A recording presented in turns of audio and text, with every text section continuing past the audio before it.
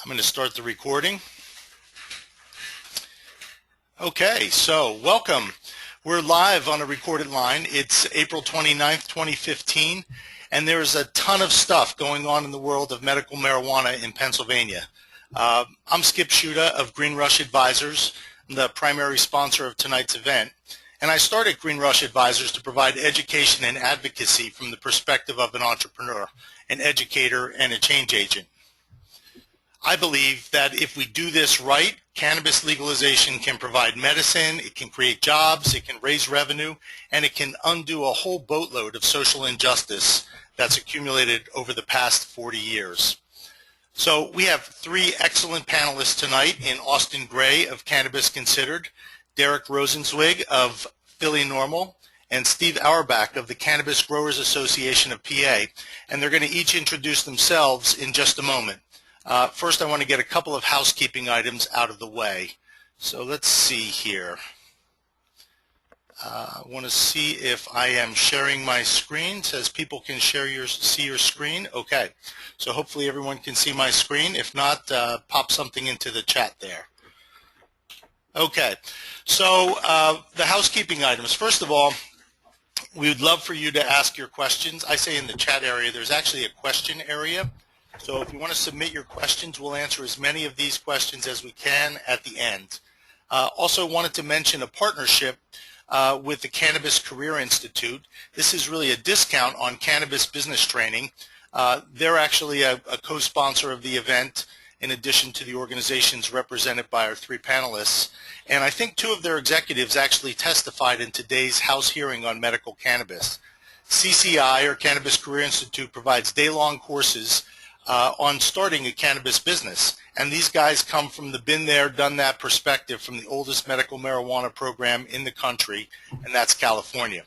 So anyway, their next course is on June 27th, and if you use code GRA for Green Rush Advisors, you can get a $25 discount by using that when you sign up for their classes at Cannabis Career Institute. All right, let's move on to introducing our panelists. And we'll start off with Austin Gray. Austin, welcome. Hi, thank you. Hello, everybody out there on the internet. My background is basically mostly focused on cultivation. I lived out in California for the last 12 years, where I cultivated medical marijuana for hands-on experience for over 12 years. And during that time, I learned a lot about that aspect of the plant and the processing, and I also learned a lot about setup and design and equipment of grow room design, and did a lot of consulting. I'm currently a new resident of Pennsylvania, and since I've moved here, I've started this new blog, Cannabis Considered, to kind of put out some information involving everything marijuana and cannabis, really. So that's kind of my background and where I'm coming from. Thanks. Thank you, Austin. It's great to have you here. Thank you. Oops. Sorry. A little technical difficulty on my side. Next up, we have Derek Rosenzweig of PhillyNORML. Derek, why don't you introduce yourself? Hey, guys. How's it going? So my name's Derek Rosenzweig. I am currently a board member on the Philadelphia chapter of NORML Board of Directors. I also work on our website and legislative lobbying efforts. I got involved with this. I am a cannabis consumer. I smoke pot because I like it, because it relaxes me, enhances my day, and provides some medical benefit. However, I really got involved in this effort when I found out that my father was sick with something called reflex sympathetic dystrophy, which is a severe chronic pain condition. So I learned all about prohibition and its many failings and the alternatives and the medical benefit that marijuana can provide to patients who suffer from chronic pain, AIDS, HIV, cancer, the list goes on, I'm sure you know. And decided to do something about it. So I started working with PhillyNORML and have been doing so ever since. I testified at 2 medical marijuana hearings over the years, including as well as at the decriminalization hearings before City Council last year. So I hope you guys enjoy the presentation and get some benefit out of this. It's great. It's good to have you here, Derek. Sorry that I didn't, I kind of butchered your name a little there, but apologies.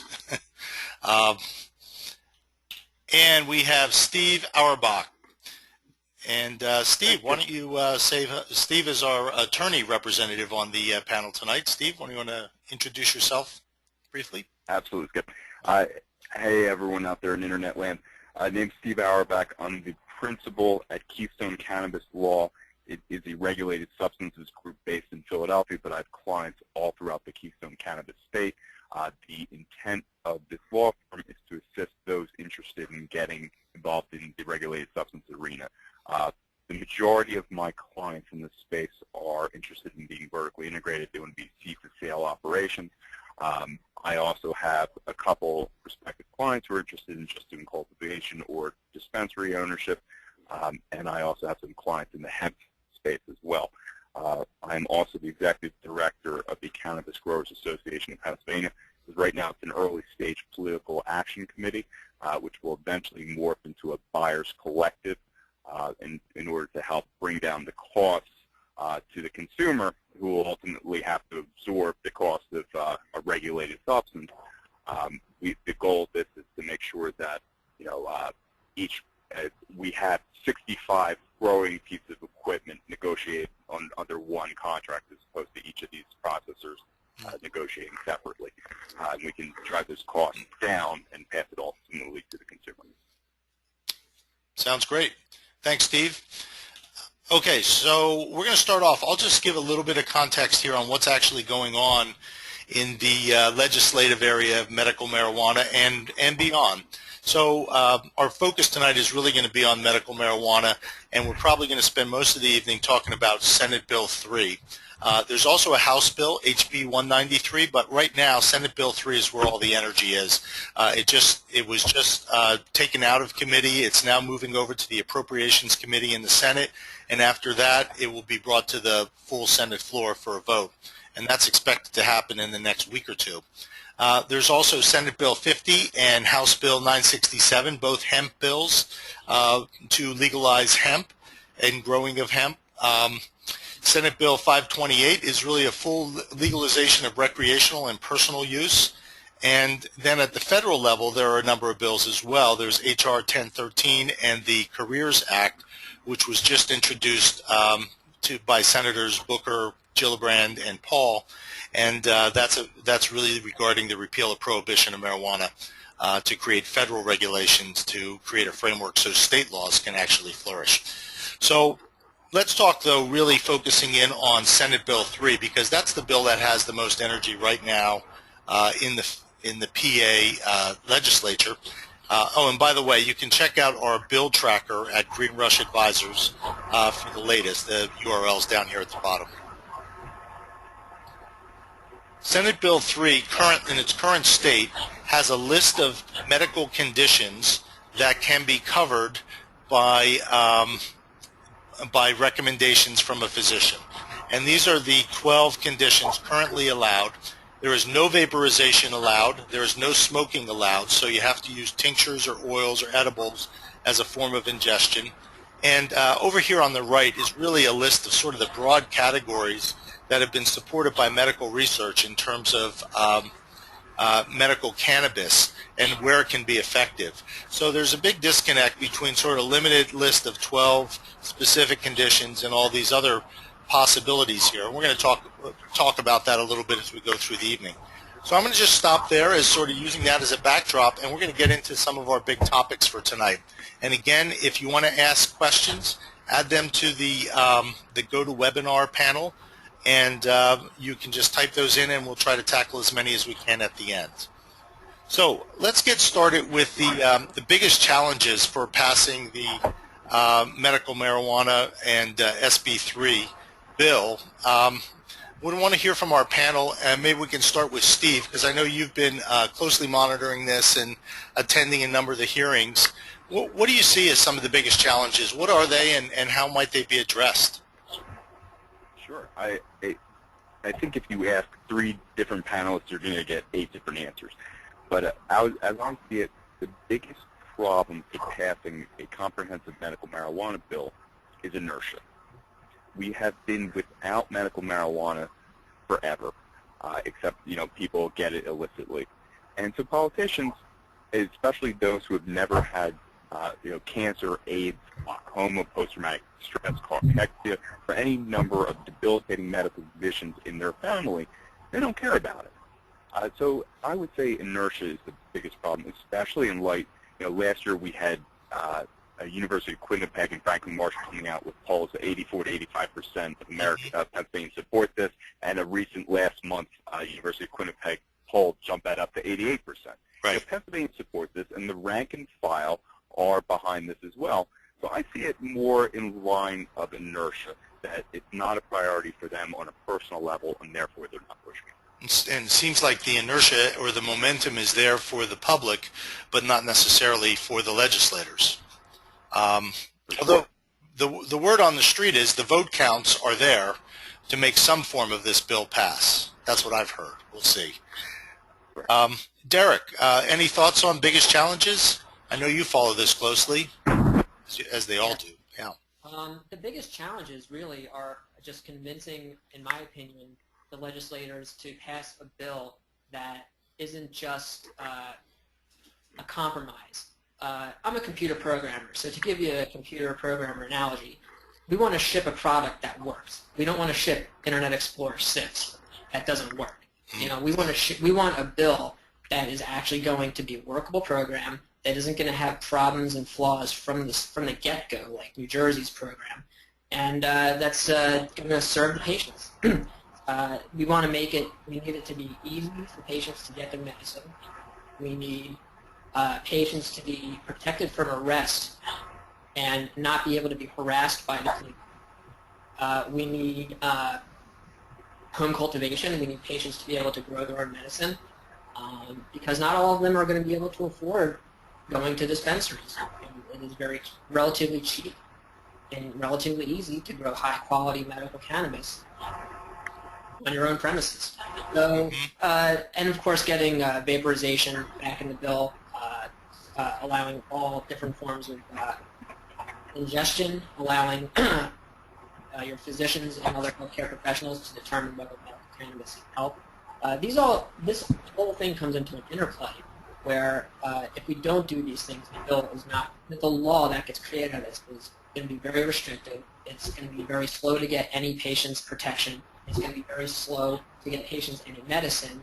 And while the quality controls that are built into this bill are actually pretty good, we would expect that medical cannabis brought out of this bill, out of this program, to be very high quality, and that quality will be tracked from seed to sale, and we're all for that. It'll be forever to get that medicine to the patients. Yeah. So all these things kind of go into consideration. And just to give you an idea here. So Colorado has approximately, I have these numbers written down. I'll talk about just stuff later, but that's pretty much my view. Yeah, legislators that they, they're like a bunch of kids, little kids at the deep end of the pool. They're just afraid for that first one to jump in. Yeah. Then the former has been that first kid, so now everyone else is like, testing the waters themselves. See if they can do the Me Too thing, right? Exactly. Well, I thought it was interesting. One of the things that I've learned recently is that there aren't that many states that actually allow the medical program to be administered directly between the doctor and the patient.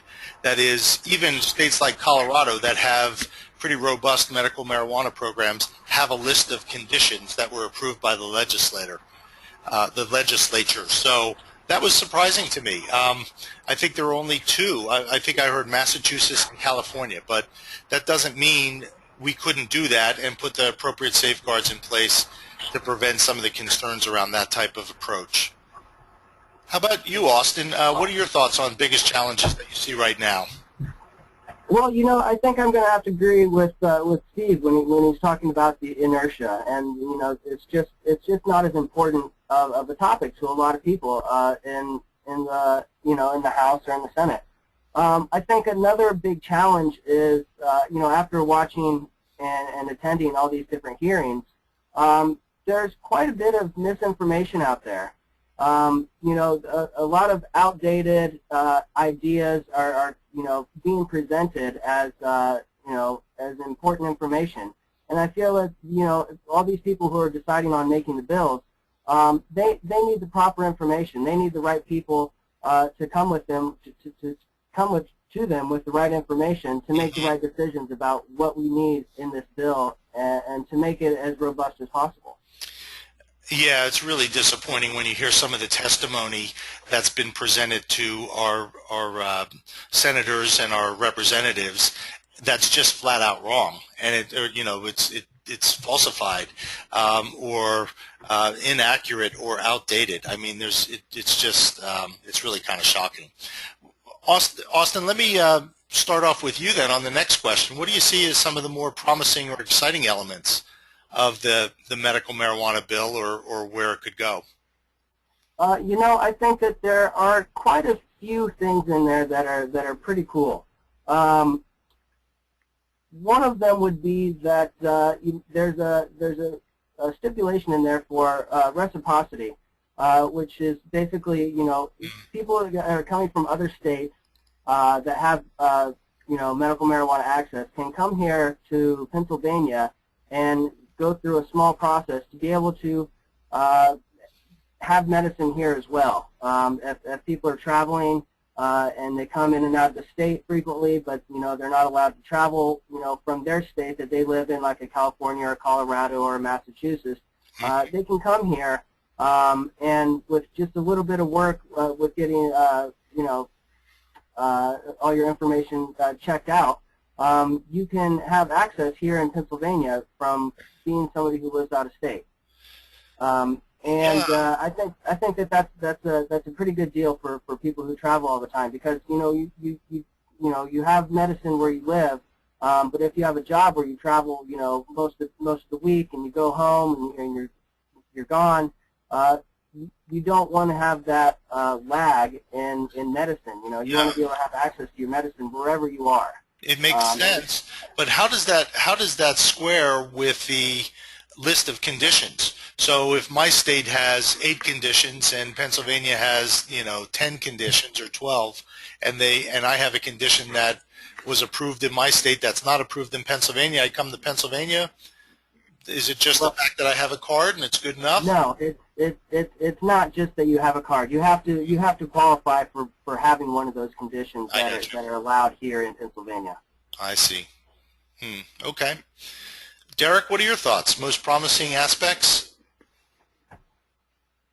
Well, touching back on the reciprocity, I believe some of the other states, I don't recall offhand which ones, do allow based on the ID card. So if you have an ID card that states you're a valid medical patient in another state, then you're protected from arrest and you can go to stores and buy medical cannabis. So ideally, I know Nevada's that way. I know Nevada's that way.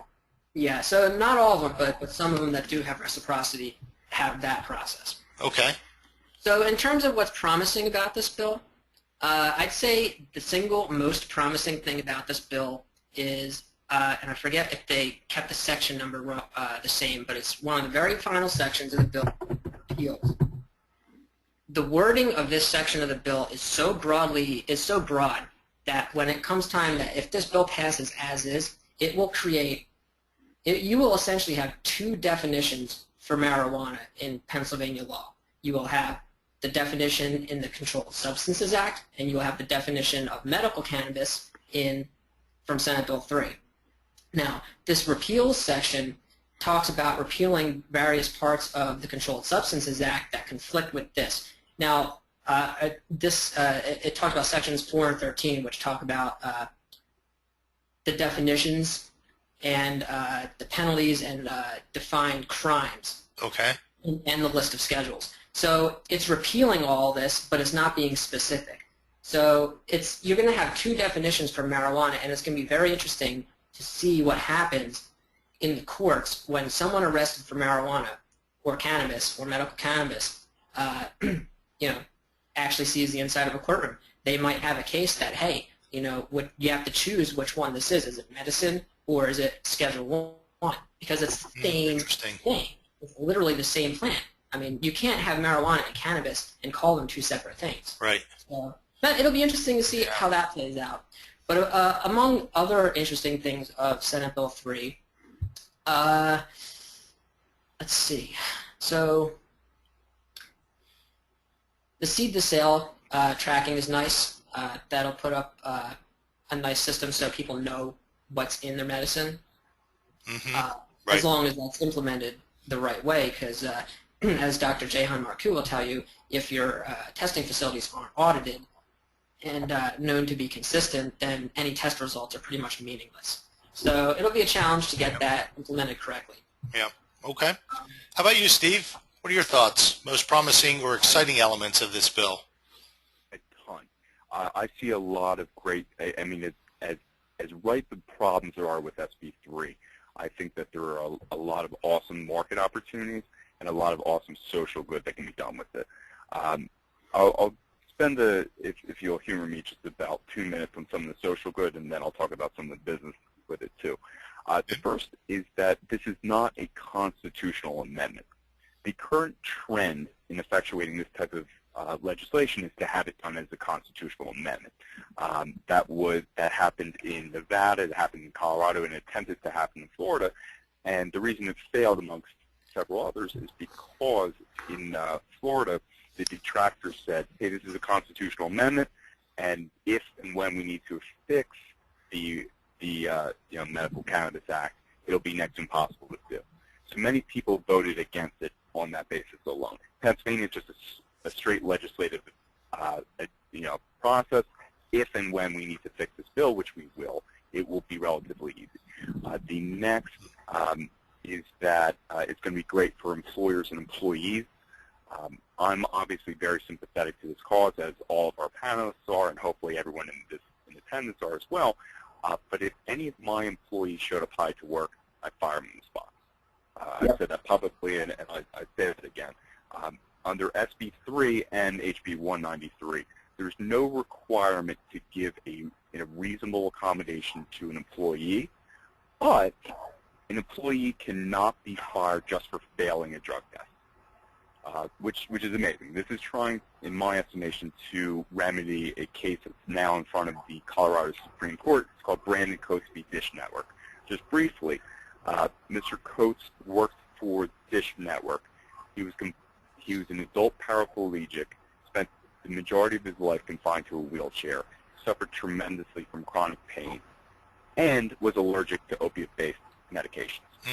He lived in a state where there was medical access to cannabis, legal access to cannabis. His doctor wrote him a recommendation for cannabis, but there were no allegations that he consumed it on work, brought it to work, stole it to work, or did anything with it on work. His job consisted only of answering a telephone and pushing a button. He was given a random drug test and failed. And all it showed was an unknown quality and quantity of cannabis, and under Pennsylvania law, I would believe it would be different. Just briefly, in terms of business, what's great about this? You can stay in your system for up to 30 days. So, sure. Right. Sure, which is unreal. Now, in terms of business, and I'll jump off in about 30 seconds to let all of our other panelists jump in.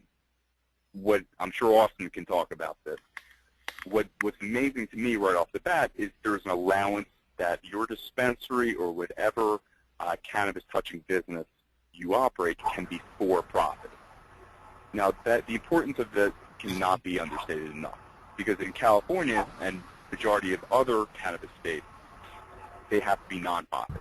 And what that means is you can't take on investors, because technically, under a legal sense, you can't take an equity stake in a 501c3. So a for-profit means you can get investors for it.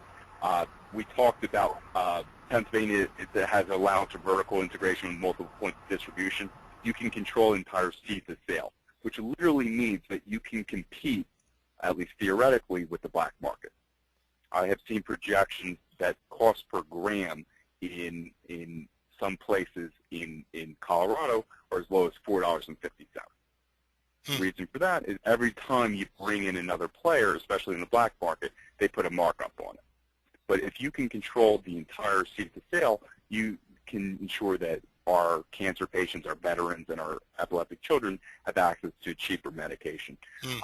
Interesting. And there are many other business opportunities involved in this as well. And it also speaks to, I saw one of the testimony, people giving testimony saying that they like vertical integration models where an individual firm has cultivation, processing, and dispensary from a control and cost perspective. So kind of interesting to see how those different business models play out. I want to come back to business models in a minute, but I just wanted to in terms of the legislative process, spend a moment talking about the strategy of getting this kind of bill to pass. I mean, for me, as somebody who's just been getting involved in this process and learning, I had a chance to meet Senator Fulmer with some of you last week, and really hearing how he's thinking about the strategy of doing this was pretty amazing. The fact that he really wanted a unanimous passing out of committee, and with the hope that the expectation that it's probably still going to be amended before it goes over to the House. I'm wondering what your thoughts are on the strategy of getting this bill passed. Derek, I know you have thoughts on this. What works? What hurts? Well, it's a very, very complicated issue. There are a lot of benefits that go into this. Well, first of all, and I have to say that I agree with this, but I hate the fact that it's true. You can't talk about recreational cannabis when you're talking about legalization of medical cannabis to our opponents. Because any time that word comes up, it just triggers an emotional response in them and it pushes them further away from our objective. And unfortunately, as a proponent of full legalization, it's hard to do that. But at the same time, it's necessary.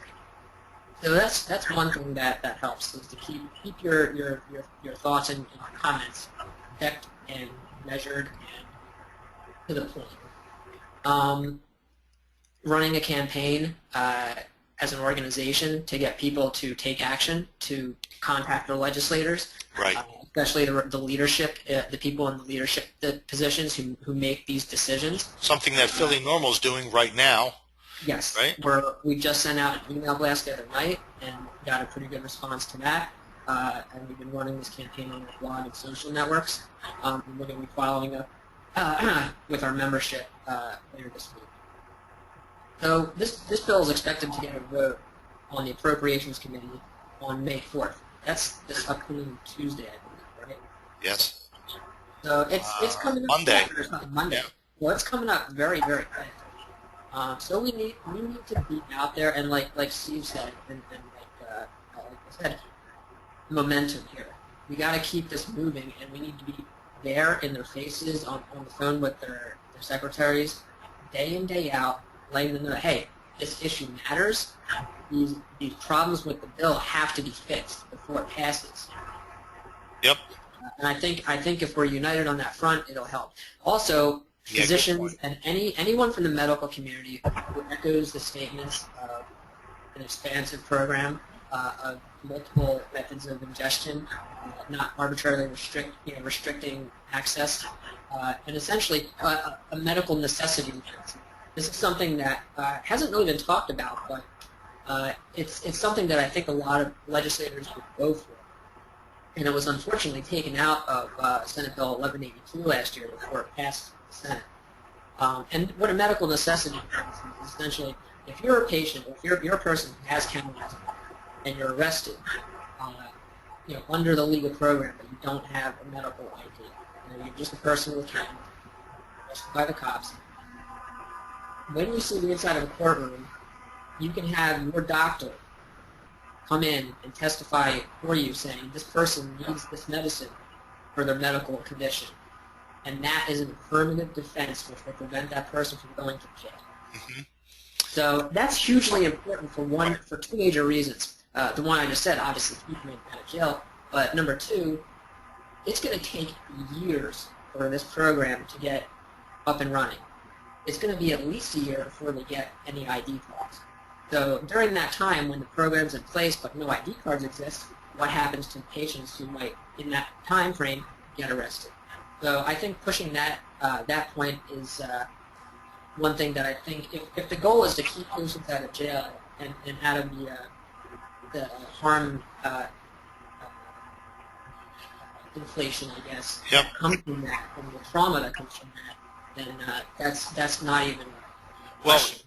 I'd like to ask all three of you when we get to the jobs and businesses opportunities, what your prediction is for when would be the first day that somebody could go in with a medical cannabis card and purchase medical cannabis in Pennsylvania. But before we do that, I want to give Steve and Austin a chance to weigh in on this idea of passing a bill and what strategies work. So, Steve, any thoughts on that? I think Derek hit the nail on the head here. He's the primary activist. He's the big board member of NORML. I wouldn't be able to do justice to what he just said. Okay. So I think he covered it. Fair enough. Austin? Yeah, I'd have to agree with Steve that Derek pretty much nailed it. It's really, it does really hurt the cause when you start to blur the lines between medical and recreational. There really does need to be, at least at this point in time, a distinct differentiation between the two, and keep it that way, and keep the recreational word out of it. And then on the other part, what really works is, actually, having one-on-one conversations with your legislators, with your representatives. The constituents have a lot of influence. You're the voters. They want your vote. Yes. They're regular people and they'll listen to you. Absolutely. I actually met with my representative today, one-on-one, and called my senator's office yesterday using the, if you go to the PhillyNORML.org site, there's actually a script and a call to action on the key elements that we'd like to see passed. Yeah, I'm with you. I think keeping the conversation focused on medical is really important because we need to have a strong medical bill. That's going to create a strong platform that we can step on to have a conversation down the road around adult use or other conversations. But it should really be focused on medical, and diversion becomes a big, having legitimate medical cannabis diverted out of the system into the hands of people that are not don't have recommendations, that are not part of the program, is a big concern. That if we are willing to support provisions to prevent that diversion, I think we have a better likelihood of having a strong medical bill. So good food for thought. Can I say something quick? Yeah, sure. Go ahead, Derek. I just wanted to call out that the diversion issue is pretty much a red herring. The thing is, you don't really see that too much in the other states. I would say California is possibly the one state where you might have a small diversion problem. But out there, you can spend $100 and get a medical license. So is it really diversion if you're technically a medical patient? Who knows? Yeah. Yeah, I've heard numbers of like 5-6% in Colorado. So, in that sense, it's not a huge number, relatively speaking, considering that right now all of the market is diverted in Pennsylvania, 100%. So, all right, let's talk about jobs and business opportunities. I'm curious, what do people think in terms of what's the opening day for medical cannabis in PA? Steve, you want to take a first crack at that, and then feel free to elaborate on where you see some of the big jobs and business opportunities. I mean, I think you touched on it a bit already, but anything you'd like to add? Absolutely. So, Skip, if you would have asked me this question Monday, but before SB3 was a hatchet kind of took to it, here's how I would respond to it. I would say that Tuesday it would go into Senate subcommittee, it would be voted out unanimously. The 4th, would go to appropriations, going out like lightning. The 5th, we're going to be probably 45-5. The following month will be out in the House, and the month after that, Wolf would sign into law. 60 days thereafter, we would it would be effectuated into law, and then I take a different view than Derek does. I would say 12 to 18 months thereafter, we'll have RFPs, followed by about 6 months to 8 months for application review, and then another year thereafter where it would take another a patient to get walk into the dispensary. Wow. One of the problems with the amendment in SB3 is the zoning. It's now a requirement, and it boggles my mind, and I plan on yelling at a couple of the advisors in some of the legislators' offices, that it's a requirement that you have pre-approval from a zoning board before you even submit your license. So that is going to delay the process, especially in Southeast Pennsylvania where I am, especially in Philadelphia. It could be 12 to 18 months. And I don't even know if zoning boards offer advisory opinions. So we're looking at serious delay. I'm hoping, I have a scheduled conference call with Fred Auerbach of Fulmer's office tomorrow, and that's something I'm going to be stressing, that yes, you need to have a consent and nod of the head from the zoning board, but it should not be pre-approval. It should just be, yes, this is not zoned residential. Yes, it's 1,000 feet away from a church, synagogue, mosque, parochial school, day school, and it checks a box exactly. Yeah. So that's how I see it. If before the zoning debacle, it would be much sooner. But now we're looking at significant delays. Yeah, not to mention the expense that a business owner has to go through without even knowing if they're going to be granted a license. So, absolutely. Yeah. Okay. So the license fees are refundable? I'm sorry? They are. Yeah, the license fees are. Right. Well, actually how SB3 is written now, it's not actually due. With the exception of a lab, it's a $50,000 application fee and a $5,000 renewable fee per year. But that initial fee is not due until you get your application. Now, I fully anticipate that there will be additional fees when the regs are promulgated. New York RFP just came out a couple of days ago, and it's a $10,000 non-refundable deposit coupled with a $200,000 conditionally refundable deposit, meaning right off the bat, you need $210,000 just to apply, which is a significant hurdle for most to overcome. Right. And that gets into the whole question about whether there's going to be room for small businesses or small operators to participate in here, or whether they're really creating, a franchise for the bigger operators. Or well, if you would let me take that, I would be chomping at the bit. Okay. I get asked that a lot. I'm the guy who's being come to for licenses for this, and people who want to get involved in this space. And a lot of people are upset when they take a look at the $50,000 application fee, coupled with the fact that if you want to be vertically integrated, you're looking at 3 licenses minimum. That's $150,000. Right. People are upset about that. But what I say is 2 things. First, take a look at what it costs to get a liquor license. If you're in southeastern Pennsylvania, if you're in Philadelphia, my neck of the woods, you're not getting a liquor license for anything less than $200,000, $400,000. Right. That's bottom It's a line. secondary market. Okay. It's a different comparison, but there are plenty of mom and pop liquor stores that are operating that pay. And I'm sure Derek can speak to this.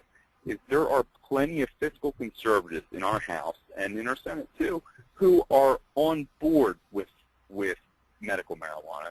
Their problem, however, is the fact that SB3 and HB 193 contemplate for lack of a better word, a bureaucratic system and regime that necessitates oversight.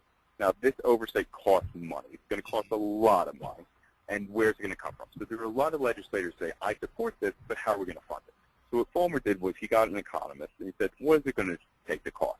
So if you round up the fact that there's going to be 65 grows, 65 processing licenses, and 130 dispensaries, you multiply them all by 50,000, and then you think that it's going to cost anywhere between $50 and $100 per medical access card, you're raising anywhere between $12 and $14. $12 and $14 million for the right. state. 12 and 14 million. And those are the numbers that are just for the audience that are currently in the SB3 draft. The 65 right. cultivators, 65 processors, and 130 dispensaries. Now, on the subject of those numbers, now Yes. to give you an idea of the type of demand, I mean, now Colorado has a more expansive list of conditions that it allows for. So keeping that in mind, though, Colorado, as of December of 2014, had 1,416 medical cannabis dispensaries and 748 medical cannabis cultivators. Right.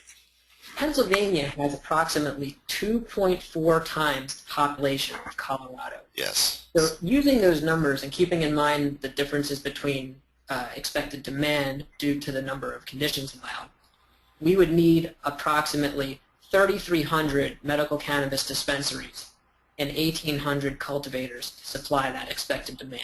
Right. Now, in terms of the fiscal aspect that Stephen brought up, arbitrarily setting the limit is what drives that cost up. And like you spelled that out yourself. It's to raise the money so that the program can be effective and so that it doesn't cost the taxpayer anything extra. And we're all for that. But arbitrarily limiting the number of dispensaries, cultivators, and processors, it's unnecessary. Let the market supply. Do you mind if I jump in on here? For everyone speaking, this is Steve Auerbach. I'm the lawyer over here. I completely agree with Derek's analysis. I think it's spot on. The one thing that needs to be underscored there is that Colorado can treat chronic pain, whereas Pennsylvania, we will not be able to treat chronic pain. In Colorado, unless it's amended. 94% of all medical marijuana, medical cannabis patients are recommended cannabis to treat chronic pain. It's a tremendous amount of market. I believe it's 70% in Oregon. I'm pretty sure they're going to be introducing an amendment to have a comprehensive pain section added to that at the minimum. Sure. Yeah. So one of the things that I lobbied for, and hopefully that will get into the amendments, is a graduation of that. So year one, if we don't get chronic pain put in here, which I can't imagine the House is going to agree to, that as we can increase the conditions to it, we can increase the number of dispensaries. That way, given the fact that if you don't have access to selling chronic pain, you're losing money. You put competition on top of that. We're going to see dispensaries going out of business left, right, and center. And then, this veteran who comes back from Iraq trying to get something for PTSD has to go to East Stroudsburg when he's from Philly. Yeah, and Steve, correct me if I'm wrong, but there's no mechanism defined right now in the bill for expanding the numbers. Correct. Right. So that's why I lobbied for a graduation of it. Gotcha. Yeah. There is a provision that allows patients and their healthcare providers, well, I guess they're medical doctors now, right, to petition to petition the state board to add their condition to the accepted list, and the board will have the power to do this. So going back to some of the most promising things of the bill, the board and the way it's set up is actually one of the most promising things because we will have some pretty powerful allies on that board, including the person who will be responsible for writing those regulations. Mm-hmm. So, but the problem is the earliest that we will be allowed to add any new conditions to the bill or to the law is July of 2017. And maybe if it takes another year and a half for the bill to pass, that won't be so bad. But say the bill passed right now, those patients would still be left out in the cold. Right. And that's based on, and that July is based on the bill sponsors' estimates of how long it'll take the bill to pass and how long it'll take to get all the regulations in place and, so everyone's settled in and, everything's running smoothly before they start adding things. So that's a very optimistic outline. Gotcha. Steve outlined a very pessimistic outline. And going back to about 3.5 years by my count. Yeah, so 3.5 years, and that's just for patient or for these dispensaries and cultivators to get up and running. And you're saying about 2 years, July of 2017. And I'm saying, in addition to that, you'll need at least 8 months, well, 5 or 6 months, depending on the setup, for any marijuana to be grown, harvested, and delivered through a dispensary and actually put in the hands of a patient. You're looking at like almost 4 years based on those numbers after this bill passes. And that's why home cultivation and medical necessity defense are so important. Yeah, to close that gap. Austin, do you have a prediction for us? And I know you have some thoughts on jobs and business opportunities. You know, the prediction on the timeline, that's really interesting. You know, it is going to take a long time. It's, you know, forming the board, forming the application process, approving it, getting a facility, you know, built, and getting plants in there and going. You know, it very well could take a couple years before patients are seeing anything. And in the terms of, you know, adding extra conditions, you know, there might not even be that big of an overlap of you know, conditions getting added to when the patients can even get medicine. So there's that, you know, and I do think it will take a little bit of time. You know, most programs, unless they have something written into the bill with a specific timeline, they pretty much take a while. You know, it's going to take a couple years at least. Right. And that's fairly normal, except for, you know, you see a place like, you know, on the recreational side, Colorado, who, you know, had a time limit of when they had to implement it and when it was all legal. Without those stipulations in there, you know, it's very likely that there's going to be a lot of, you know, foot dragging, and it's going to take a while. Right. And in terms of, you know, jobs and business opportunities, you know, this is a huge emerging market, and there's a lot of ways to get involved in it. And it doesn't even have to do with, you know, directly being a cultivator or processor or dispensary. You know, you don't even have to handle the product to be involved in the industry. I mean, there's, you know, the old quote, you know, you can mine for gold or you can sell pickaxes to the gold miners. You cut out there, Austin. What that? You cut out there for a minute. Oh, sorry. Oh, I heard you. Yeah. Okay. Yeah, so, you know, you don't have to necessarily be, you know, hands-on involved with the actual product to be involved in the industry. There's so many other ancillary businesses that go along with this. Professional services, attorneys like Steve, digital marketing guys like me, right? Exactly. I mean, look at us four right here. We all you know, have different specialties in what we're bringing to the table. That's right. That's right. You know, and you know, there's everything from, you know, tech, supplies, marketing, research, lab work. There's, you know, even being a journalist. Like there's so many things that you can bring to the table, and I think that the most important thing to think about if you want to be involved in the medical marijuana industry is, you know, assess what your you know, what your experience is and what you can bring to the table and how to apply it. You know, there's lots of entrepreneurs out here that are, you know, developing all different types of technology and ways to be involved, and it's really great. You know, the entrepreneurial spirit, and you go out to Colorado, and it's amazing. Yeah. People are developing products left and right, and you know, that's a good way to kind of, you know, get into the industry without actually having to be involved with handling products. Yeah, it really is, and we didn't even touch on the possibilities around hemp. Or, of course, recreational or adult use, where I think it can really explode. I just saw an interview with Governor Hickenlooper of Colorado today, and he said they raised about $100 million in taxes, license, and fees, and he categorized the Colorado market as about a $1 billion industry. So, and that's in a state, as Derek pointed out, Pennsylvania is 2.4 times larger than Colorado, so it seems like there's tremendous opportunity. I want to remind people, if you have a question, this is a good time to pop it into the GoToWebinar slide because we're coming down the home stretch. And I wanted to, I'm going to skip ahead. We talked a little bit about revenues, reducing incarceration costs. I mean, there's a whole, you know, expense that's tied into processing marijuana arrests. You know, the prison system. We have an entire industrial complex built around prisons in Pennsylvania, and this is where a lot of costs can be saved. But we're going to move ahead and talk a little bit just for, I'd like to hear from the three of you on any advice you have about talking to legislators, and then we'll take any questions that come from the audience. And I did collect a couple off my Facebook wall. So advice on talking to legislators, you know, Derek, any thoughts on that?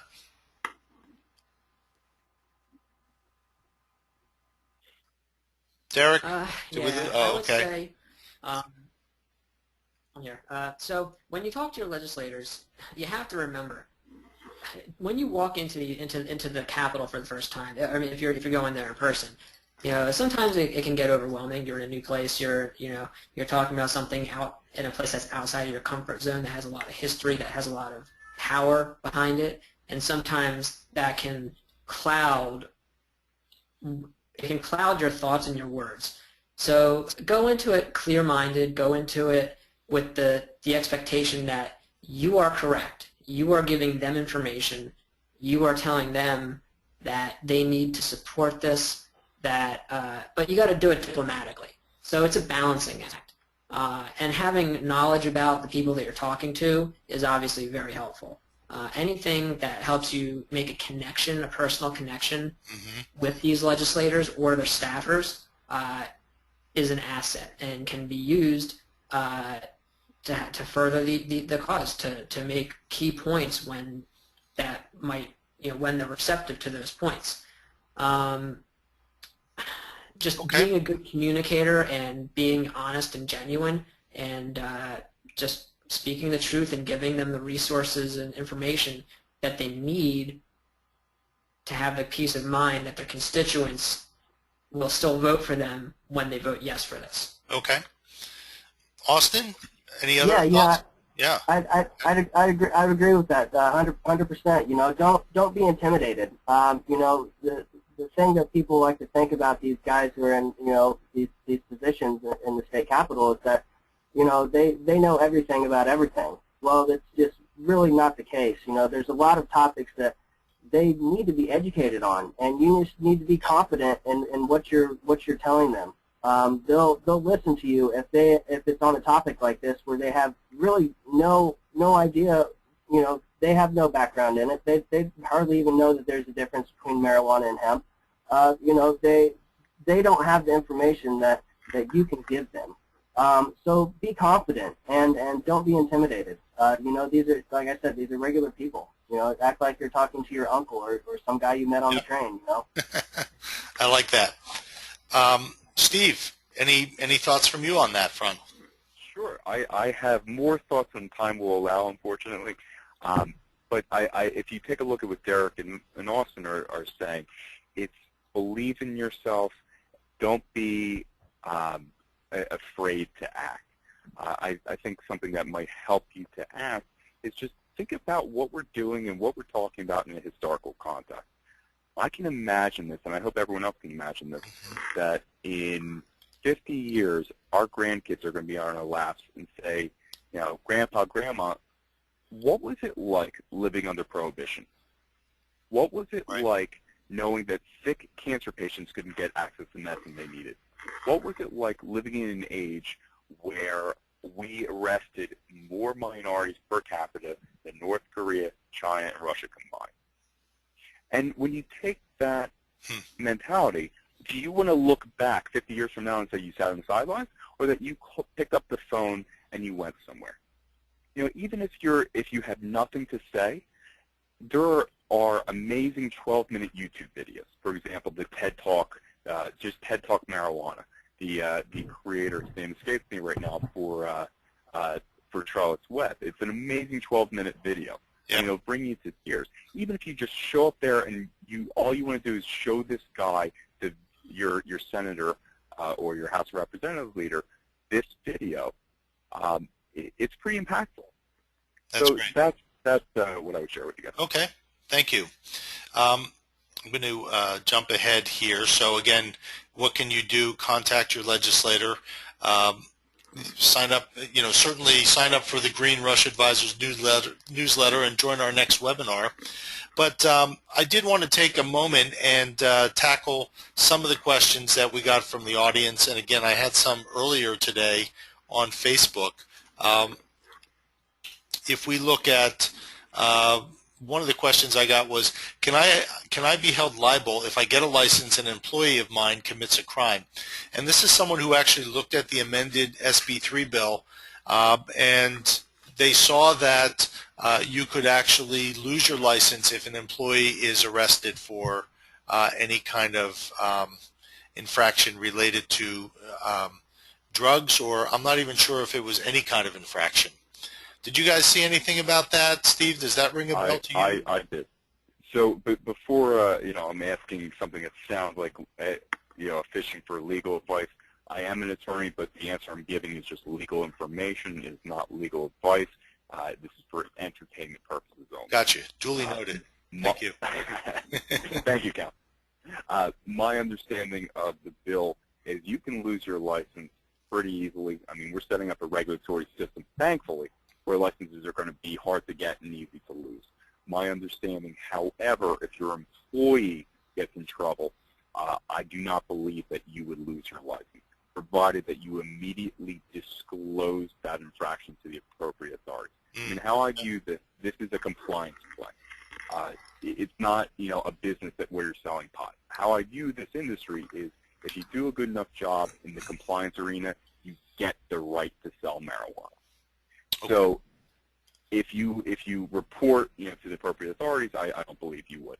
Now there are vicarious liabilities in the civil arena, but that's outside the scope of this question. Okay. I think we tackled the $50,000 license fee. I know Steve, you weighed in on that, but the one of the things that Governor Hickenlooper of Colorado said in the video I watched today was that they're actually considering reducing their fees so that they can pretty much eliminate the black market, because what ends up happening is if the license fees and taxes are too high, then you create a differential between the legal market and the black market.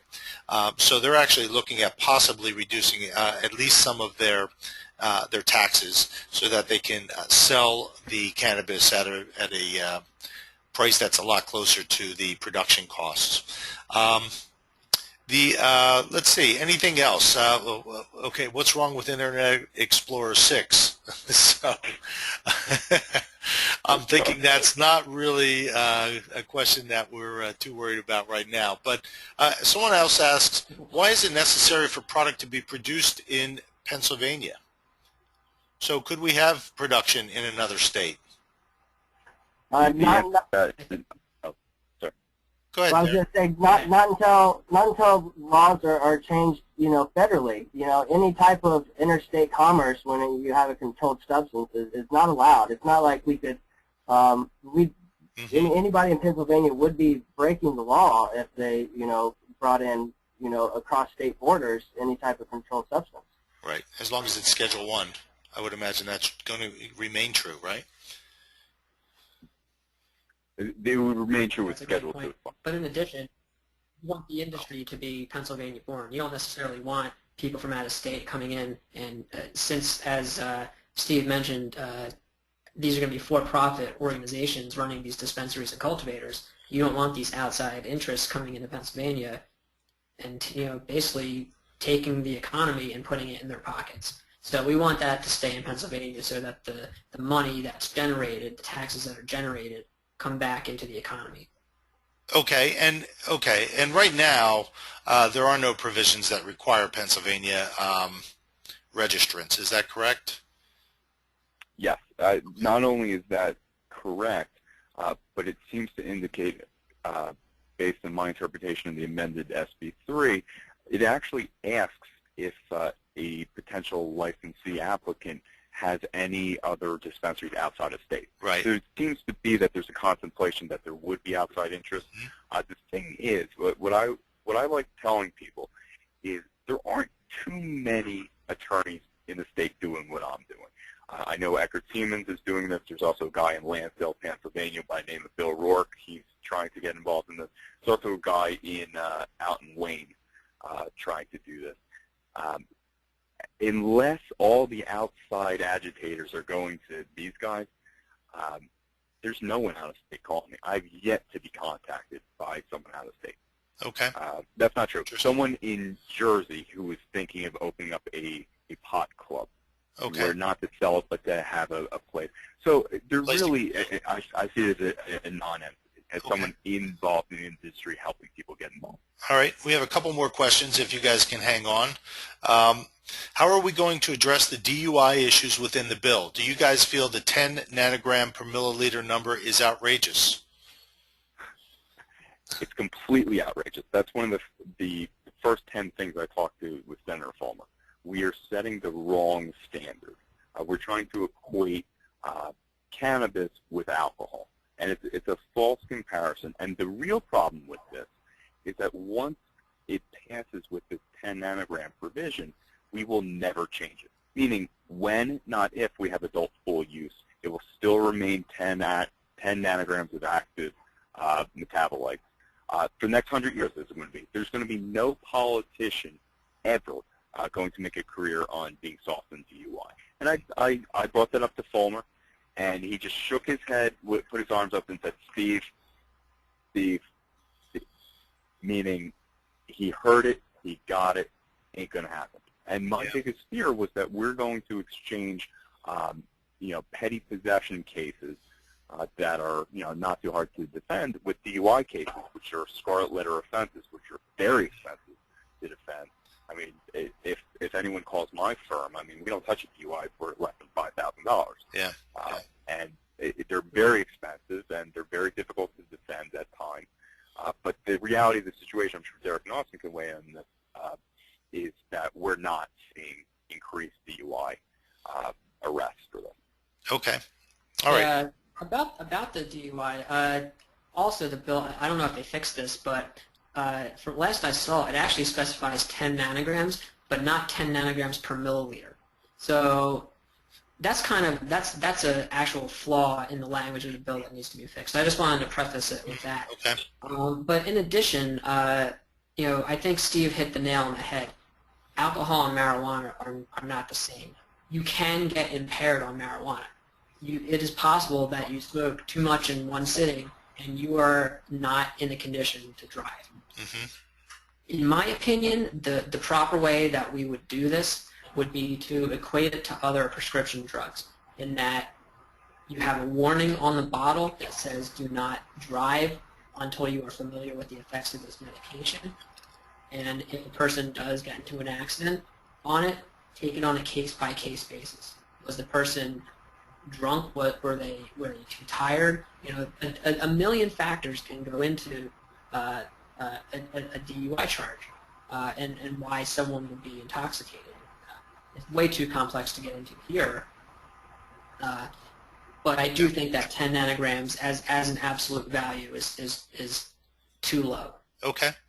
I have another question here about Colorado, because I know when Colorado passed their law, or actually it was a referendum that passed, they had actually outlined a timeline for the legislator to that they had to comply with, which allowed for relatively streamlined rollout of the recreational program. I know. Do you guys know anything about this in terms of the mechanisms Colorado used to roll out the program, and is that something that Pennsylvania might be able to take a lesson from in terms of moving things more quickly out to market?